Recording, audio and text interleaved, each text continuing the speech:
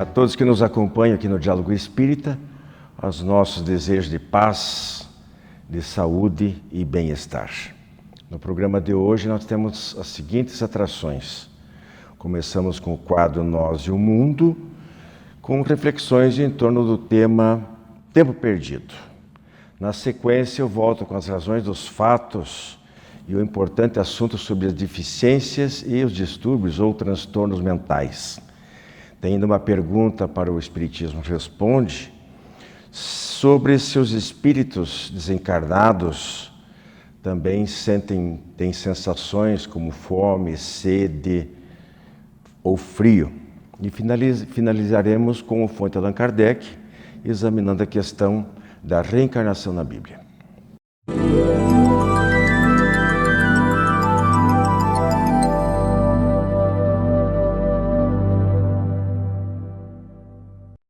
Olá, amigos. No quadro Nós e o Mundo de hoje, o nosso tema é, no mínimo, instigante: o tempo perdido. Tempo é uma questão por si só que suscita, nossos pensamentos, nossas indagações. Dizem que o tempo sequer existe praticamente, depende da massa, do movimento, que passa de forma diferente para as criaturas. De qualquer maneira, nós sentimos o tempo passar de formas diferentes, cada um de nós. Dizem que para Deus não há tempo, porque Ele não se movimenta propriamente, mas está em toda parte. Mas para nós, com certeza, o tempo existe. E é a sucessão das coisas transitórias, das coisas que temos que realizar, das experiências que vamos adquirindo.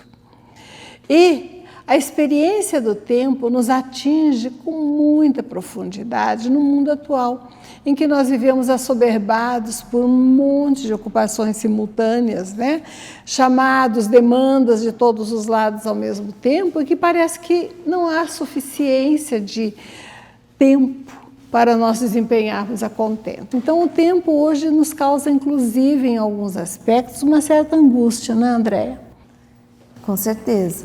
Essa angústia, ela decorre justamente quando nós começamos a tomar consciência que precisamos aproveitar melhor o nosso tempo aqui, Só que às vezes nós não estamos ainda treinados a desenvolver essa consciência. Ela é um trabalho, eu diria, dessa vida. Nós precisamos olhar para aquilo que estamos fazendo, para aproveitar melhor essa sucessão do tempo, como a Rose fala, das coisas transitórias. Estamos aqui aprendendo a ser melhor como pessoas, a evoluirmos, moralmente. Para isso, nós precisamos colocar em prática o que Jesus nos ensinou, o que a gente acredita, fazer o bem, praticar a caridade. Mas não é dessa forma como se fosse uma obrigação, ela vai fluindo naturalmente. Então, quando eu sou um cidadão de bem, eu vou cuidar com as coisas que eu estou falando, pensando, agindo. Quando eu estou andando à rua, por exemplo, eu não vou jogar lixo no chão. Nesse momento, nesse pequeno instante, eu estou aproveitando o meu tempo. Caso contrário, é tempo perdido.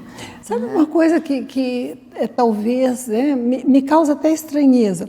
Parece que a demanda atual é tão diversificada que você tem que arrumar tempo para fazer todas as coisas.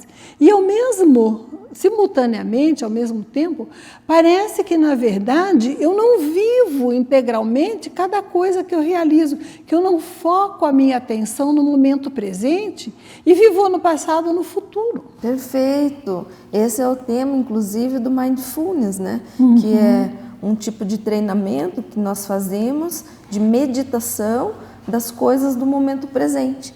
Então, focar o nosso pensamento para o momento presente. Esquecer um pouco do que passou, esquecer um pouco do que virá, do futuro, das preocupações de futuro. Quantas vezes você está com o seu filho, ou com uma pessoa, um familiar, ou uma pessoa que você ama, e você não está presente? E agora, com o advento da internet, das vias sociais no celular, quantas vezes nós nos deparamos, e nós mesmos às vezes passamos por isso, de estarmos numa mesa e estarmos no celular, ou irmos visitar alguém querido, um familiar ou um amigo, e em algum momento ficarmos perdendo tempo no celular. Quanto tempo perdido nós temos quando são essas horas vagas, né? Então eu acho que é um trabalho, esse trabalho que a Rose falou, de concentrar no momento presente, não é? De estarmos aqui. Quanto é o presente, né? O passado não existe mais. Ele só está presente porque minha memória o evoca agora, né? O futuro depende do que eu fizer agora. Se eu não estiver concentrada em fazer bem o meu segundo atual, o futuro não vai ser bom. E o passado eu não posso mudar. Então, a importância para mim, né, de não perder tempo é saber em que eu foco a minha atenção aqui e agora, em plenitude, executando da melhor forma possível aquilo que eu planejo a longo prazo para a minha vida, mas hoje. Às vezes a gente come uma maçã que Deus colocou na natureza generosamente e não sente o gosto. De tão rápido que engoliu, né? Não presta atenção. Exato. Está com o filho brincando, demandando atenção, é como você colocou respondendo mensagem do WhatsApp. Você não está vivendo bem. A questão não é só de consequências espirituais, é de podermos ter plenitude na nossa vida. Deus não nos criou para sermos infelizes ou assoberbados. Ele nos criou para vivermos bem o momento atual, agradecendo a cada dia. Jesus falou: a cada dia o seu problema. Isso é mindfulness. Exato. Preste atenção no que você está fazendo e viva com plenitude. Não pensa assim? Eu acho que a gente também pode pensar no tempo perdido, né, como uma consequência da nossa falta de cuidado também com aqueles erros que todos nós cometemos, né?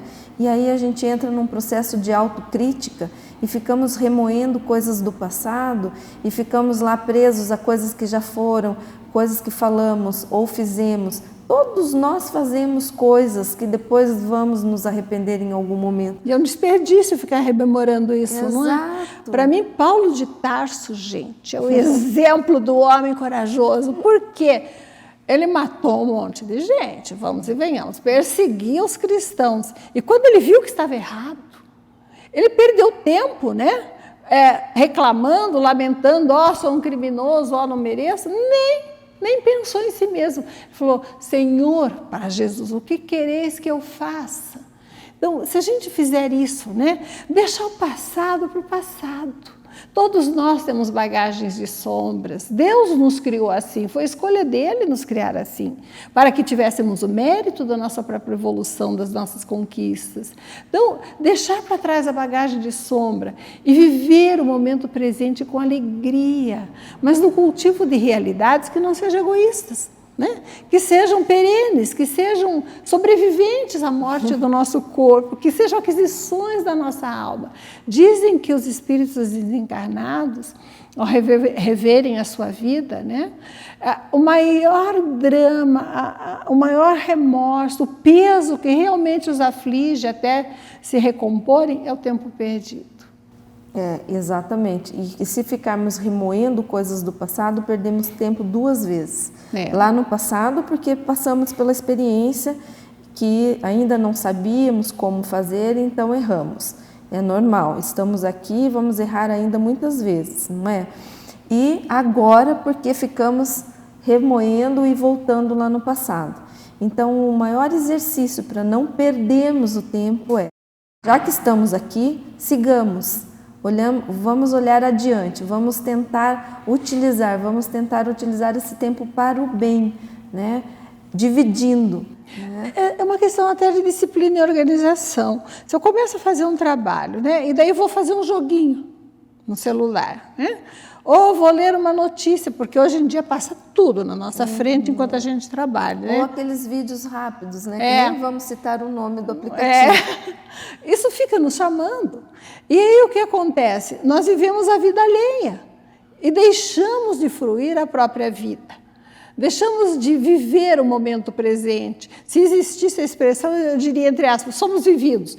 Os acontecimentos nos arrastam um atrás do outro e nós realmente deixamos de direcionar a nossa vida. Se fizermos um planejamento das metas, aquilo que queremos ser, né? Daqui a um ano, daqui a um mês, não é viver no futuro, mas ter um planejamento, uma meta. E vivermos o momento presente com toda a sua plenitude, mas criando em função dessa meta, eu acho que pelo menos nos livraremos do peso de olhar para trás quando desencarnarmos, né, e dizer, perdi todo o meu tempo. Algum é inevitável, nós temos falhas. Né? Somos humanos e temos que ocupar o tempo de maneira, temos lazer, repouso, ocupações agradáveis também, porque fazem parte da nossa necessidade de equilíbrio. Mas chegar ao plano espiritual, como acontece com frequência, a gente vê nas comunicações mediúnicas, e dizer, olha, passei tantas horas, né, vendo a vida dos outros, jogando, vendo o noticiário, mas sem realmente ocupar a minha atenção com aqueles que me rodeavam. Com os meus compromissos permanentes. Eu acho isso seríssimo. E a gente vê tanto esse exemplo hoje em dia, né? O que mais acontece? Perdemos o tempo com isso, né? Com coisas que não são de Deus, não são do Senhor. E, né, que não são boas para nós. Exato. Posso ler um trechinho? Claro. Só para encerrar. Considera a graça do tempo que o Senhor te concedeu para a luta santificante da terra e ajuda-te a ti mesmo, aplicando em tua própria felicidade. Cada minuto é uma semente de amor que podes cultivar, ou uma abençoada luz que pode acender para o grande futuro. O tempo, ao comando divino, marcha com regularidade, renovando e aperfeiçoando todas as criaturas e todas as coisas. Não permaneças na retaguarda. É lindo, né? É do Emmanuel. É lindo. Sigamos então, não é, meus amigos? Não vamos mais perder tempo. Que a gente esteja consciente desse momento agora e sigamos. Trabalho com alongamento de cílios, atendendo Curitiba e a região metropolitana. Se você quiser ficar ainda mais linda e charmosa do que já é, aproveite a nossa promoção e marque um horário pelo Instagram ou pelo WhatsApp.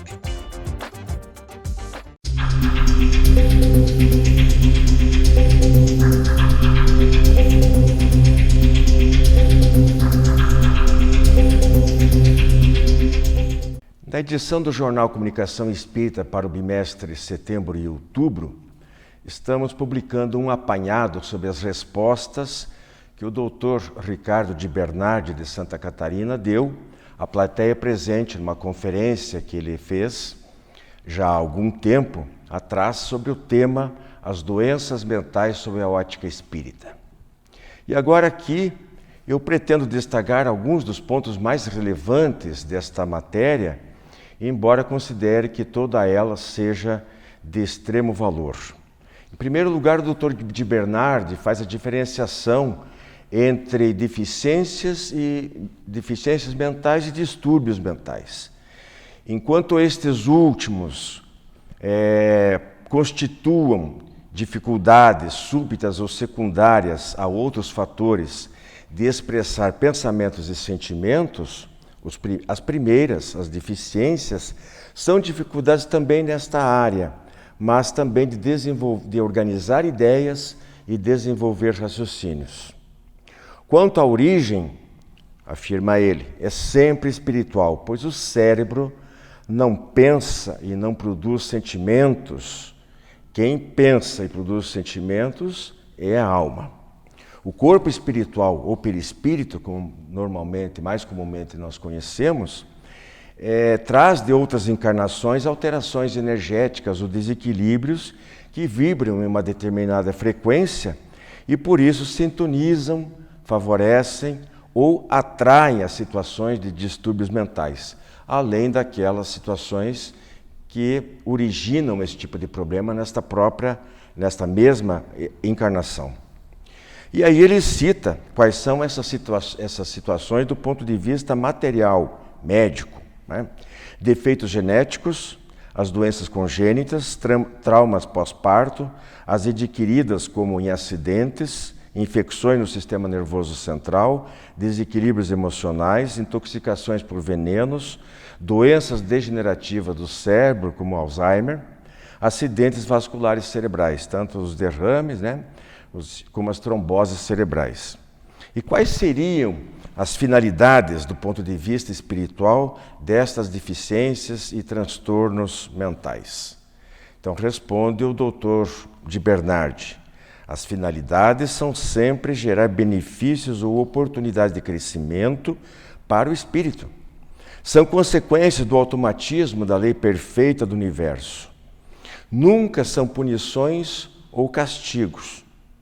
São muitas vezes oportunidades que pedimos para desenvolver novas habilidades, percepções e sensibilidades. Então eu enfatizo, repito aqui esse aspecto, de que não é castigo e não é punição esse tipo de enfermidade. Aliás, como de resto todas as demais.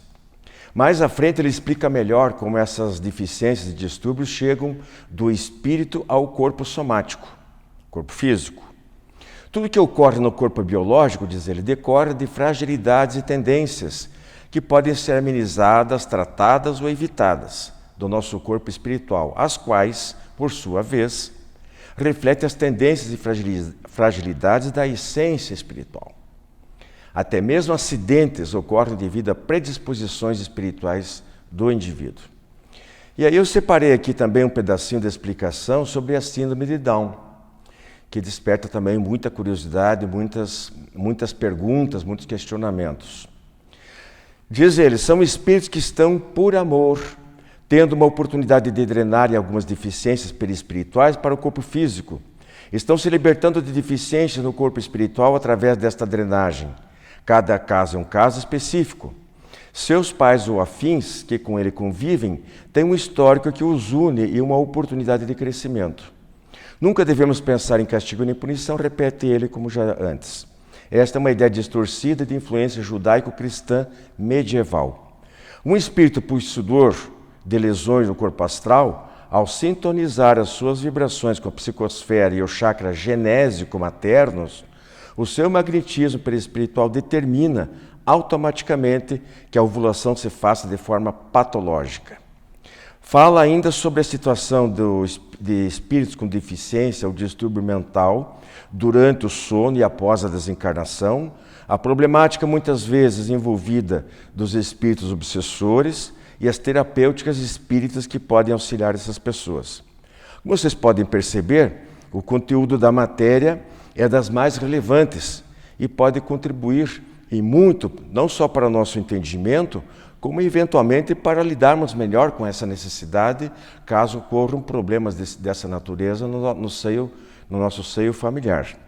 Então ainda dá tempo para você fazer a assinatura do Jornal Comunicação Espírita e receber já agora a edição com essa excelente matéria. Os dados da conta bancária da de Paraná estão na tela, a assinatura custa R$20. Deposite, envie o seu nome e endereço completo pro e-mail que também está na tela agora, ou pelo WhatsApp 98777-2201, prefixo é 41, e tem em sua casa um dos melhores jornais espíritas do país.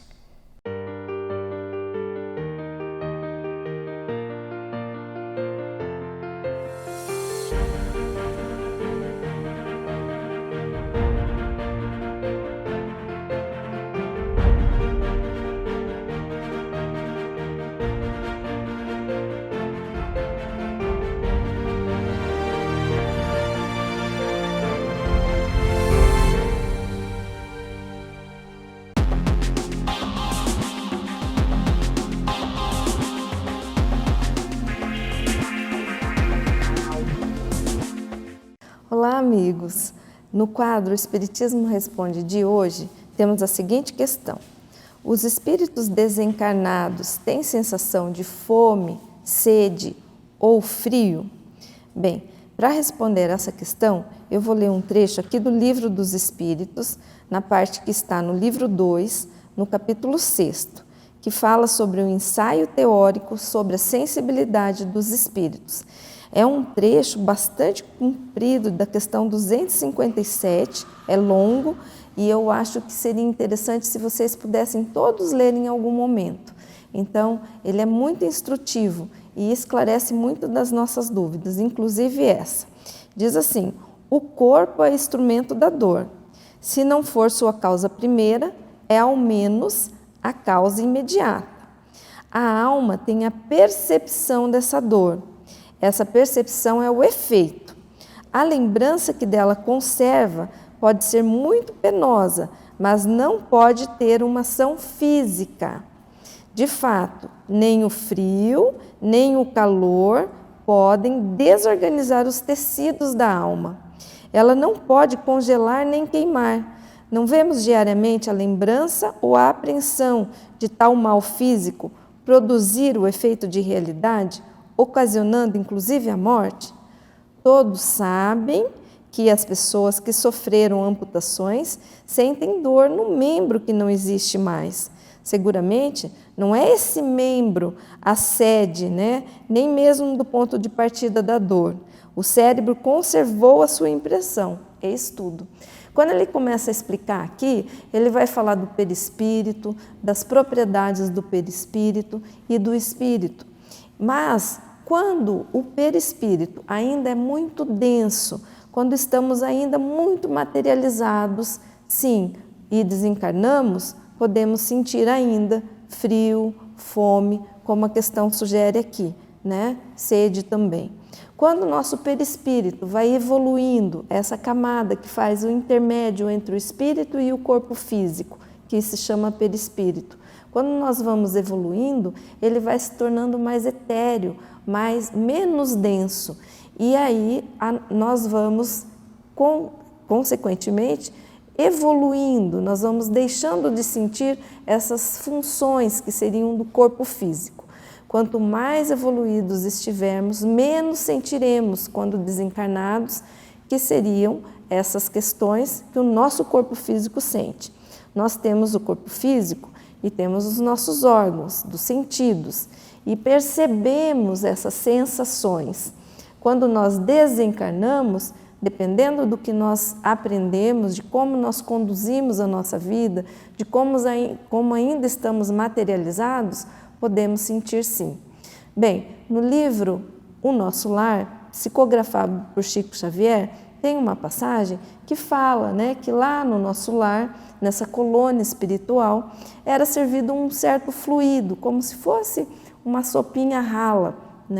Em alguns locais, em alguns planos, que são colônias espirituais, pode ser que aqueles espíritos que para lá, ou para lá vão depois do desencarne, ainda necessitem dessa sopinha, desse fluido, como se fosse ainda uma transição, porque ainda estão materializados, não o suficiente para não necessitar mais.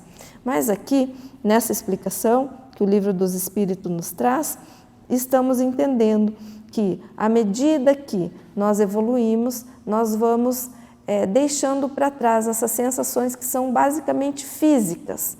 E quando nós desencarnamos, dependendo desse nosso estado, do nosso conhecimento, da nossa aprendizagem, perceberemos de uma forma muito diferente essas sensações. Ficará mais o nosso espírito como lembranças, como memórias.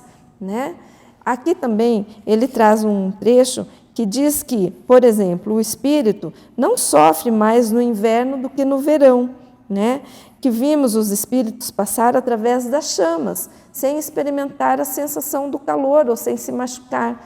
Isso porque são sensações físicas e não espirituais. O que precisamos fazer? Nos atentar para o nosso caminho evolutivo, para essa percepção sempre amorosa, sem medo, sem desesperança. Muita paz a todos.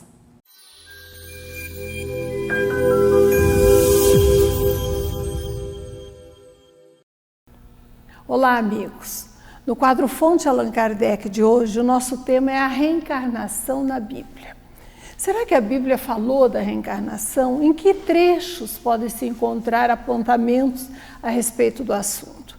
Nós sabemos que hoje em dia muitos cientistas pesquisam a reencarnação com grandes obras publicadas, que a filosofia indica como solução para as desigualdades sociais ante a justiça de Deus, porque só uma vida anterior explicaria as desigualdades que a gente enfrenta na Terra.